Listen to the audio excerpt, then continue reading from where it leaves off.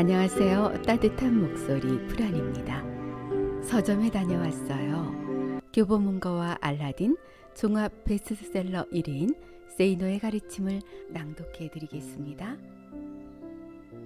순자산 1000억 원대 자산가 세이노. 독자들이 자발적으로 만든 제본서는 물론 전자책과 앱까지 나왔던 세이노의 가르침이 2023년 정식으로 출간됐습니다. 700쪽이 넘는 분량에도 7,000원으로 구입할 수 있고 정식 출간 전자책은 무료입니다. 필명 세이노는 당신이 믿고 있는 것들에 대해 놓으라고 외치고 제대로 살아가라는 뜻입니다. 세이노는 지난 20년간 여러 칼럼을 통해 인생 선배로서 부와 성공에 대한 지혜와 함께 삶에 대한 체험적 지식을 나누어 주고 있습니다. 그래서 그의 글을 좋아하는 사람들은 세이노 스승님이라 부릅니다. 2023년 기준 순자산 1000억 원대의 자산가로 1955년생 의사의 장남으로 태어나 서너 살 유년기부터 아버지의 가르침을 받았다고 합니다. 아버지가 전 재산을 사기로 모두 날린 후 사망하였고 친부모를 모두 여의고 고교 시절부터 생활고에 크게 시달렸다고 합니다. 고 3학년 때 건강과 가난 때문에 휴학하고 친구 부모님과 친구들의 투자를 받아 사업을 했는데 실패 후 복학해서 고등학교를 4년 만에 졸업하고 입대했습니다.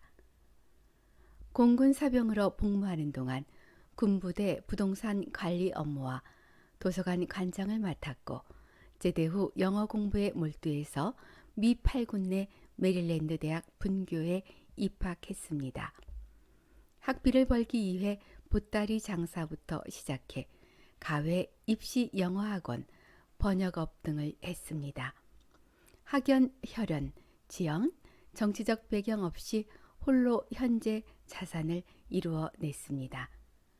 세계적인 다국적 기업의 아시아 지역 부사장직도 겸임했고 사업상 70여 개국을 여행했다고 하는데요.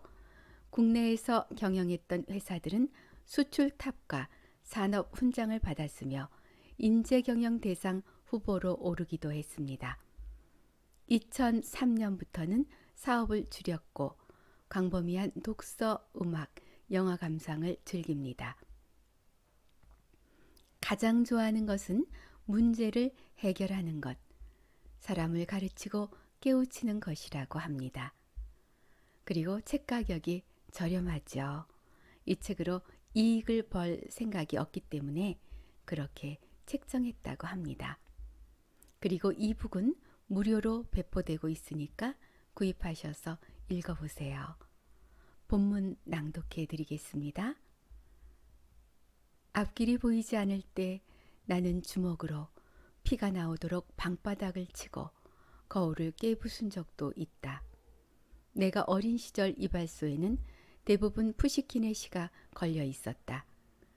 삶이 그대를 속일지라도 슬퍼하거나 노하지 말라. 우울한 날들을 견디면 믿으라. 기쁨의 날이 오리니 마음은 미래에 사는 것, 현재는 슬픈 것, 모든 것은 순간적인 것, 지나가는 것이니 그리고 지나가는 것은 훗날 소중하게 되리니 나는 이 시가 참 싫었다. 내 삶은 수제비로 범벅이 되어 있는데 슬퍼하지도 말고 노하지도 말라니 희망은 안 보이는데. 견뎌내라니. 세상은 배웠다는 위선자들로 가득 차 있는데 기쁨의 날이 올 것을 믿으라니.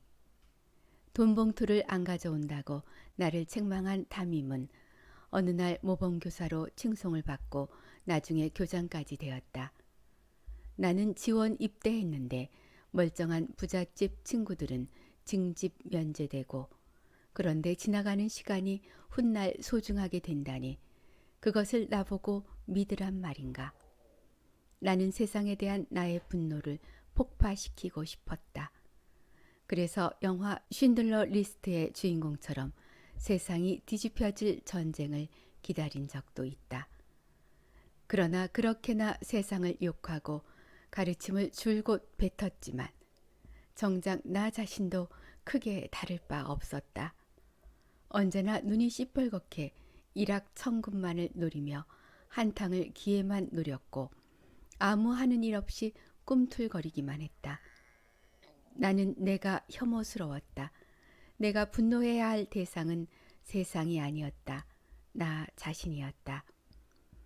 만일 당신이 말초신경이나 자극하는 것들에 현혹되어 채팅, 게임, 공짜 사이트, 복권, 유명 브랜드 상품, TV, 술, 도박, 경매 등 일확천금과 한탕주의의 망상에만 사로잡혀 있다면 당신이 바로 그렇게 제자리를 맴도는 사람이다. 당신의 삶이 분노할 대상임에도 분노하지 않는다면 이미 당신의 뇌는 썩어버린 것이다. 삶은 한 번뿐이다. 삶에 비굴하게 질질 끌려가지 마라. 명심해라. 당신이 분노해야 할 대상은 이 세상이 아니다. 당신의 현재 삶에 먼저 슬퍼하고 분노하면서 노라고 말하라. Say no. 그리고 당신의 삶을 스스로 끌고 나가라. 당신이 주인이다. 천재 앞에서 주눅들지 마라. 사람들은 노력을 하면 성공할 수 있다고 한다. 그러면서 발명왕 에디슨이 천재는 99%의 노력과 1%의 영감으로 이루어진다고 말했으며 괴테는 천재라는 것은 노력의 발명이라고 하였음이 근거로 제시된다. 그렇다면 범죄들도 죽어라고 주식에 대해 공부하고 노력하면 1년에 2000%가량의 수익을 낼 수 있단 말인가. 어렸을 때는 정말 노력만 하면 그렇게 천재 비슷하게 될 수 있는 줄 알았다.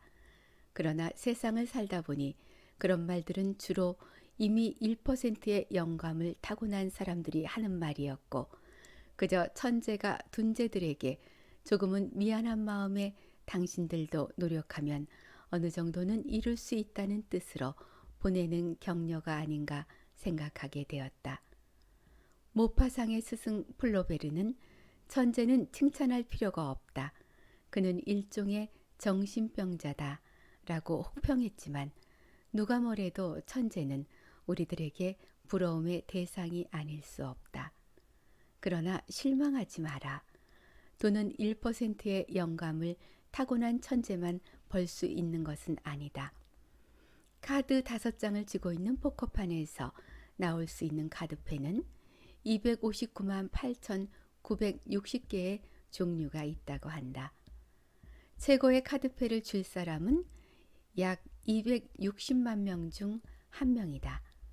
하지만 포커에서 그런 카드패를 갖고 있지 않아도 당신은 이길 수 있다. 그저 포커 게임에 참석한 사람들보다 조금 더 좋은 패를 갖고 있으면 된다.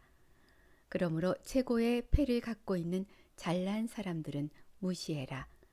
그들의 포커판에는 비슷한 사람들이 몰려 있다. 핵심은 천재들의 이야기에 주눅들 필요가 없다. 돈을 번다는 것은 다른 보통 사람들과의 게임이지 당신보다 크게 잘난 사람들과의 게임이 아니다. 예컨대 당신이 보통 사람이라면 하버드를 수석으로 나온 사람과 경쟁하게 될 까닭은 없지 않은가.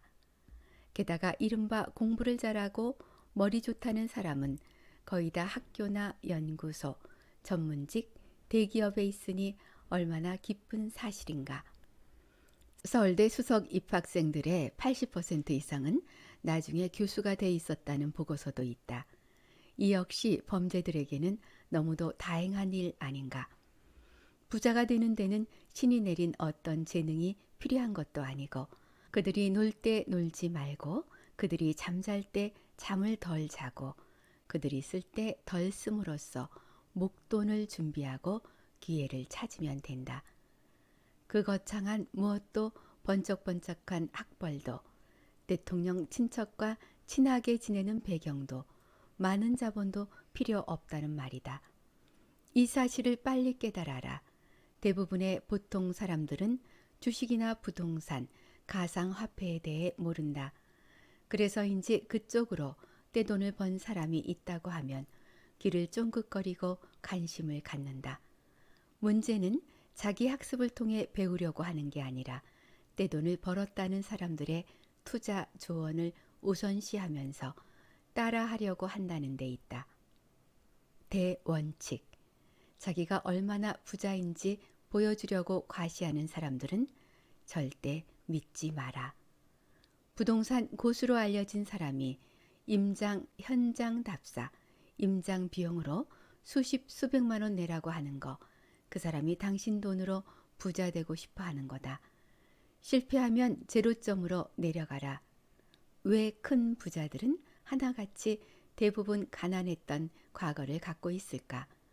어째서 중산층 이상의 가정에서 태어나 부자가 된 사람들보다는 하류층에서 태어나 큰 부자가 된 사람들의 수가 압도적으로 더 많은 것일까?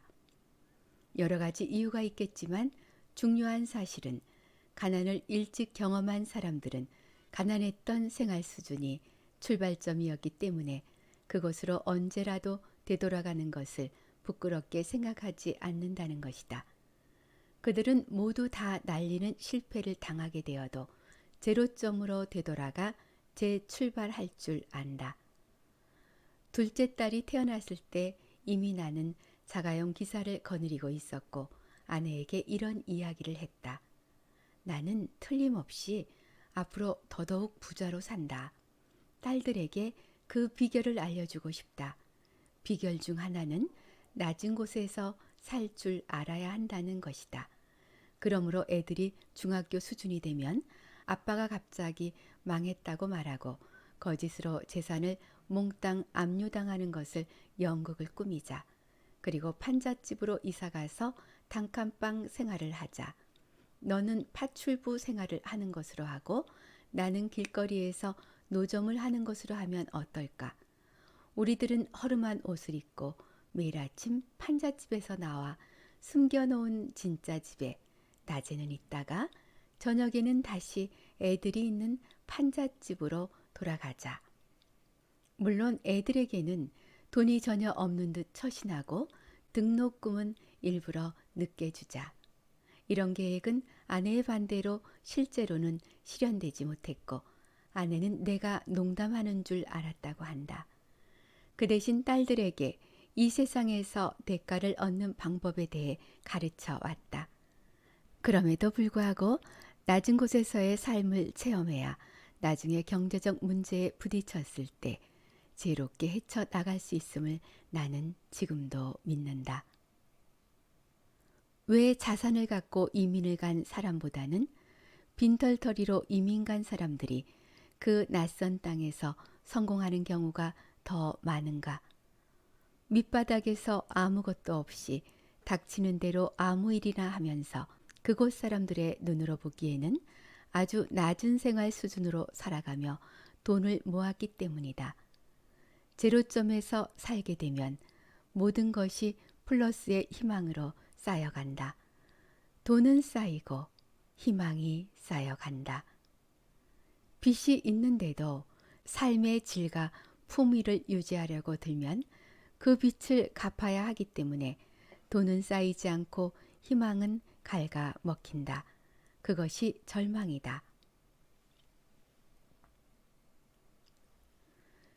경제적으로 실패했다면 저 아래 낮은 곳으로 내려가라. 체면 때문에 그렇게 하지 못한다면 그 체면에 흠집을 내라. 출발점을 저 낮은 곳에 다시 그어라. 당신이 놓치려고 하지 않는 생활 수준이라는 것을 지워버리고 새로운 출발점 무에서 근근히 살아가면서 돈을 모아라. 그러면 돈이 쌓이게 된다. 이것이 실패로부터 탈출하는 비결이다.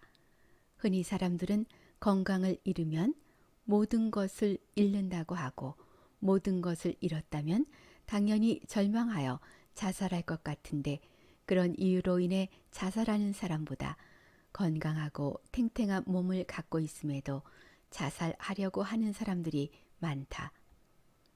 건강하면 모든 것을 다 가지고 있는 것이나 다름없는데도 왜들 그렇게 죽으려고 하는 것일까? 몸이 건강하다고 해서 모든 것을 다 갖게 되어 고민 끝, 절망 끝, 행복 시작이 되는 것은 아니다. 어느 독자에게 프로과외 선생이 되는 쪽으로의 삶의 방향 전환을 권유한 적이 있다. 일요일이건 공휴일이건 쉬지 말라고 했다. 그가 내 지시대로 몇 개월을 하다가 일주일에 하루 정도는 쉬고 싶다고 했을 때 내가 한 말은 엄살 떨고 있네. 아직도 정신을 차리지 못했다 였다. 1년 정도 지나 피곤함에 쓰러져 며칠 동안 병원에 있었다는 메일을 받았을 때 내가 한 말은 당장 종합비타민 2알 먹어라. 돈도 좋지만 건강을 잃으면 모든 것을 잃지 않느냐는 그의 말에 내가 한 말은 이랬다. 그 잘난 건강을 가지고 있었을 때 너는 당장 죽고 싶은 마음뿐이었지 않은가. 자살하는 사람들 중 99%는 건강한 몸을 갖고 있으면서도 스스로 목숨을 끊는다. 그러니 그런 소리 하지 말고 밥이나 철저하게 제때 찾아 먹어라. 차가운 샌드위치라도 제때 먹기만 하면 죽지 않는다. 내가 그에게 한 달에 하루는 푹 쉬어도 좋다고 한 시기는 그의 예금이 2억 원을 넘어가기 시작했을 때였는데 메일을 주고받은 지 2년이 채 안 된 시기였다. 나는 하루에 10몇 시간씩 육체를 혹사시키라는 말이 아니다. 육체는 한계가 분명 있다. 때문에 적절한 휴식이 필요하다. 우리 몸은 기계가 아니니까. 하지만 두뇌 활동에는 그런 한계가 없다고 나는 믿는다. 휴식 삼아 영화를 보건 음악을 듣건 뭘 하던 간에 두뇌는 생각을 멈추지 않는다. 내가 피토하듯 하라는 것은 어느 한 분야의 정신을 계속 집중시키면서 두뇌를 계속 사용하라는 뜻이다. 물론 건강을 해치면서까지 그렇게 해야 한다는 뜻은 아니다. 그러나 엄살은 부리지 마라. 아주 어릴 때부터 나는 잔병치레가 많았고 큰 병도 몇 번 앓았던 경험이 있다. 내가 20대부터 40대 초까지 열심히 일을 하면서도 한편으로는 계속 뭔가를 읽고 배워나갈 수 있었던 것은 신체의 리듬을 유지하였기 때문이다. 예를 들어 오늘 밤에 읽어야 할 책이 있다면 나는 술을 절대 마시지 않는다. 일요일에 등산이니 뭐니 하면서 몸을 극도로 사용한 뒤 월요일에 출근하는 사람들이 있다. 나는 육체의 리듬을 깨는 일은 토요일에 할 것을 권한다. 사람들이 스트레스를 견디지 못하고 결국은 건강이 최고다라는 말에서 피난처를 찾는 이유는 무엇일까? 우선 그 노력의 결과가 즉각 가시적으로 나타나지 않기에 기쁨을 즉시 느끼지 못하기 때문이다. 그렇다면 육체적, 정신적 스트레스에서 벗어날 해법은 무엇인가? 첫째, 가시적 결과를 외부에서 찾지 말고 내부에서 찾아라. 자신이 알고 있는 지식 수준에 스스로 흡족할 때까지 공부하고 노력해라. 스스로 얻게 되는 뿌듯함, 내가 여기까지 알게 되었구나 하는 벅찬 기쁨, 이런 것들을 소중히 여길 때 스트레스는 사라진다. 둘째, 쉬고 싶은 이유를 생각해라. 당신이 허약 체질이라도 재미있는 컴퓨터 게임을 쉬지 않고 24시간 이상도 할 수 있을 것이다. 재미를 느끼는 데다가 육체적 에너지의 손실이 크지 않고 두뇌를 사용하는 일이기 때문이다. 자기가 재미를 느끼지 못하는 이유를 스스로 파악해야 할 것이다. 재미를 느끼기만 한다면 스트레스는 더 이상 주어지지 않는다. 셋째, 노력한 만큼의 대가는 반드시 주어진다는 것을 믿어라. 보상의 수레바퀴는 천천히 돈다. 가속도가 붙기까지는. 넷째, 긴장감을 잃지 마라. 전쟁터에서 식사도 제때 못하고 잠도 제대로 못 자는 병사들이 건강을 해쳐 죽었다는 말 들어본 적이 있는가? 이건 아니면 죽는다는 긴장감 때문에 그럴 틈이 없다. 제 아무리 몸이 아파도 점호 시간에는 정신이 번쩍 든다는 것을, 결국 모든 것은 당신 정신 상태에 달려 있다는 말이다. 그래도 당신은 여전히 육체의 건강을 우선으로 친다고 아무도 안 말린다. 그러나 그 튼튼한 몸이 도대체 왜 필요한지 그 육신의 존재 이유를 한 번쯤 생각해 보면 어떨까? 그저 오래 살기 위해서. 내 학력이 초라하게 느껴질 때 학력 어느 수준까지 공부했는가? 학벌 인류대학을 나왔는가? 학력은 있는데 학벌이 떨어지는 사람은 어떻게 해야 합니까? 학벌이 중시되는 집단은 가능한 한 멀리해라. 한국 사회에서 학벌과 학력은 파벌을 만드는 구심점이 되며 당신을 환영하지 않는다. 학벌이 신통치 않으면 학력이 아무리 좋아도 일단은 제쳐진다. 학벌 쟁쟁한 인사권자들이 이류대 졸업자들의 서류들을 거들떠볼 가능성은 크지 않다는 말이다. 이 사실을 모르면 이류 학벌로 길을 쓰고 인류 학벌 집단에 들어가려고 애쓰다가 좌절하거나 그 집단의 별의별 방법을 다 동원해서 들어간다고 해도 외톨이 신세가 되고 만다. 자기 자신은 스스로 능력을 충분히 갖추고 있다고 해도 학연의 벽을 뚫기란 쉽지 않다. 솔직히 말해서 나는 다니나마나한 대학을, 그것도 대학원까지 기쓰고 다니면서 취직 걱정하는 사람을 보면 이해가 가지 않는다. 그렇다면 학벌이 약한 사람이 취직을 하려면 어떻게 해야 하는가? 1998년 초 외환위기로 온 나라가 풍비박산이 나면서 취직하기가 하늘의 별 따기만큼 어려웠던 시절, 내가 경영한 외국 법인에서 신입 여직원들이 필요해서 이른바 인류대 취업실에 공고를 부탁했다. 제출된 이력서 중에는 내가 학교 이름조차 한 번도 들어보지 못했던 한 지방대 졸업자가 한 명 있었는데 영어나 컴퓨터 모두 상당한 실력을 객관적으로 갖추고 있었다.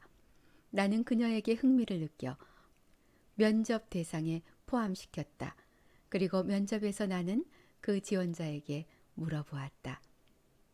인류대 출신이 아닌데 어떻게 이력서를 제출할 수 있었는지를. 그녀의 대답은 이러했다. 저는 지방대 출신이지만 이 사회에서 필요한 것들은 인류대 졸업자보다 더 많이 갖추어 왔다고 자부합니다. 그러나 지방대 출신에게는 면접 기회조차 안 주어집니다. 그래서 정기적으로 서울로 밤기차를 타고 와서 서울의 유명 대학교 취업 게시판들을 살펴보고 이력서를 제출했습니다. 나는 그 자리에서 그녀의 채용을 결정했으며 다른 면접 대기자들은 만나보지도 않았다. 그런데 웬걸 그녀는 더 좋은 회사에 취직이 결정돼 내 회사에는 오지도 않았다. 학력이 없다면 어떻게 해야 하는가? 나의 경험담을 말해보자면 군제대 후 우여곡절 끝에 중학교 1학년을 가르치게 되었다. 높은 보수를 받으려면 고등학생을 가르쳐야 했고 영어 실력이 필요했다. 나는 대학생도 아니었고 영어도 못했다. 하지만 영어를 전공으로 하는 대학생이 하루 2시간씩 4년간 공부한다면 도사가 된다는 말을 우연히 듣고 나서 이런 생각이 들었다. 하루 2시간씩 4년, 하루에 4시간을 하면 2년, 8시간이면 1년, 16시간이면 6개월, 18시간이면 6개월도 안 걸린다는 말인데 한번 미쳐보자. 그 기간 동안 나는 몸을 움직이면 피곤해지고 밥도 많이 먹게 되어 졸음이 오므로 외출이나 목욕도 하지 않고 오줌통에 소변을 보고 하루에 2끼, 채소량만 먹으며 혼자서 영어에 미쳤고 5개월 후 치른 첫 토플에서 570점 이상을 받았다. 얼마 후 나는 그 점수를 갖고 미 8군에 있는 미국 대학 분교에 들어갔고 그 점수를 보여주면서 고3 학생도 가르칠 수 있었고 토플 점수를 계속 올려나갔으며 닥치는 대로 갖가지 분야를 공부했다. 지금 생각해보면 누가 미 8군 내에 있는 대학 분교를 알아준단 말인가.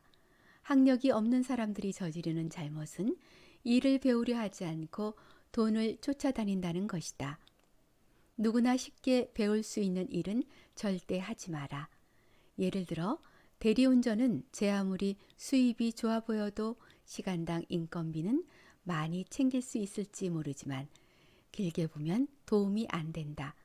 그러나 지금 당장 먹고 살기 힘들다면, 빚이 많다면, 땡전 한 푼 없다면 그 일을 해라. 컨베이어 벨트 앞에 서 있는 일이라 해도 해야 한다.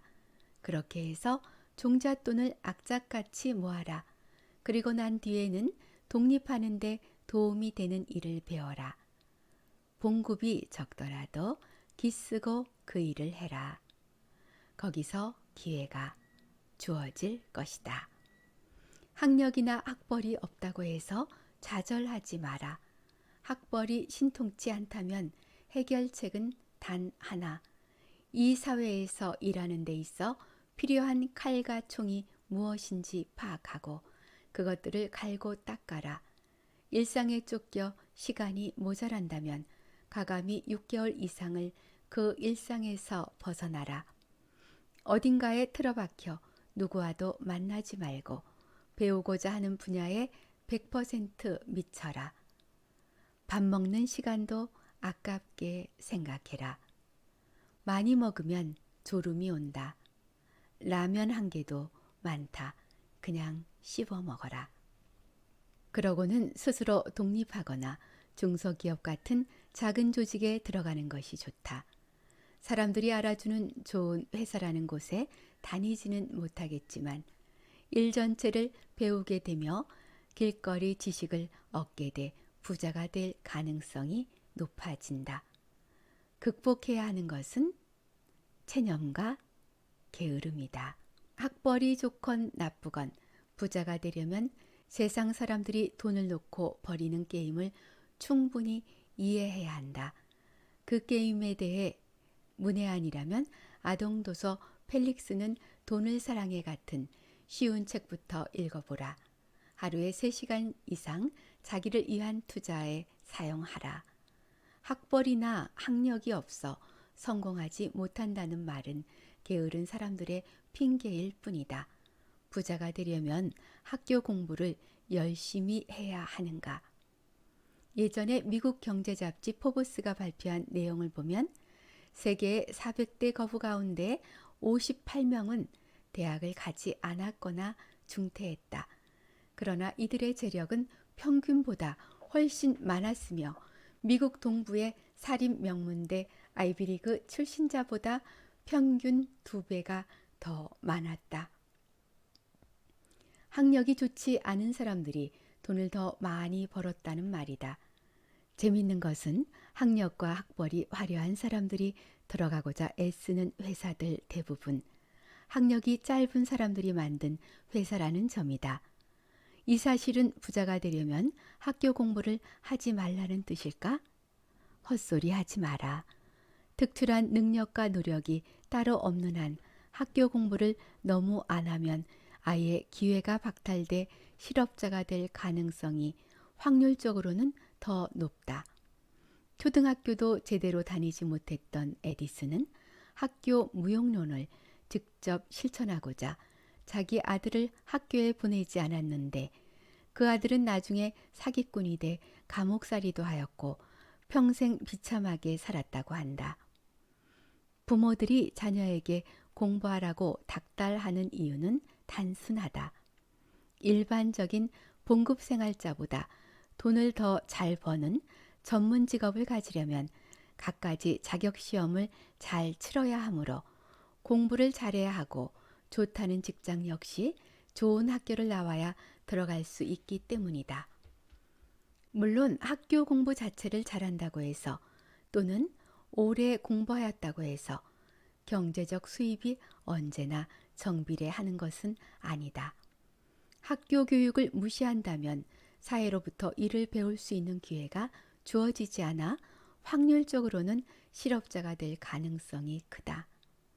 한때 여러 회사에서 신입사원을 능력만 보고 채용하겠노라고 선언했지만 그 능력이라는 것은 일을 시켜보지 않으면 알 수 없기 때문에 결국 다시 학력과 학벌을 보는 쪽으로 되돌아갔다는 점도 기억해라. 학력이 높거나 학벌이 좋으면 능력마저 뻥튀기 시킬 수 있다. 예컨대 수년 전 어느 고교 졸업자가 화려한 학벌과 경력의 경제 분석 전문가로 위장해서 책도 쓰고 TV에 등장하고 재벌 회장에게 정기 브리핑까지 하면서 유명 인사가 되었으나 모 기업체에 스카우트 되는 과정에서 우연히 학력이 들통난 경우가 있었다. 능력이 있어도 학벌이나 학력이 없으면 인정받기 힘들며 능력이 없어도 학벌이나 학력이 있으면 일단은 숨을 수 있다. 학력이 높고 학벌이 좋을수록 인맥 형성이 손쉽다.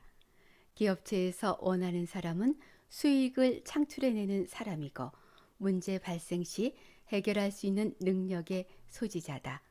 학벌이 좋으면 어떤 문제가 발생했을 경우 사회 전반에 퍼져 있는 친구들의 도움을 받기가 쉽다. 이것은 사업이나 장사를 할 때도 마찬가지다. 미국 하버드 대학에서 신입생을 뽑을 때 지역과 인정을 고려하는 이유 역시 학생들이 서로의 다양성을 배우고 졸업 후 서로의 경험을 공유하도록 하는데 목적이 있다. 즉, 휴먼 네트워크가 자연스럽게 형성되는 것이다. 특히 고등학교는 그런 의미에서 매우 중요하다. 어떤 이득을 위해 만들어진 친구 관계가 아니라 말 그대로 우정이 형성되는 시기이기 때문에 세월이 흐른 뒤 만나도 거리낌이 없다. 제 아무리 지위가 높은 친구라 할지라도 고교 동창이라면 전화를 걸 수도 있고 찾아가 만날 수도 있다. 대학 동창들은 전공이 비슷하다 보니 사회 진출 이후 교제 폭이 넓지 못하다. 전 세계 어느 나라에서건 학부모들이 자녀를 인류 중고등학교 보내려는 이유가 바로 거기에 있다. 외국에서 고등학교와 대학을 나오게 되면 한국에서 인맥은 아주 약하게 된다. 빌 게이츠가 고등학교 학생들에게 연설한 인생의 법칙 중 마지막 법칙, 공부만 하는 바보를 잘 대해라. 나중에 그 바보 밑에서 일하게 될 가능성이 높으니까 말이다. 나중에 그 바보 밑에서 일하게 될 가능성이 높으니까 라는 말은 그래서 진리다. 기억해라. 일자리를 주는 집단에서의 1차적 잣대는 학력과 학벌이다.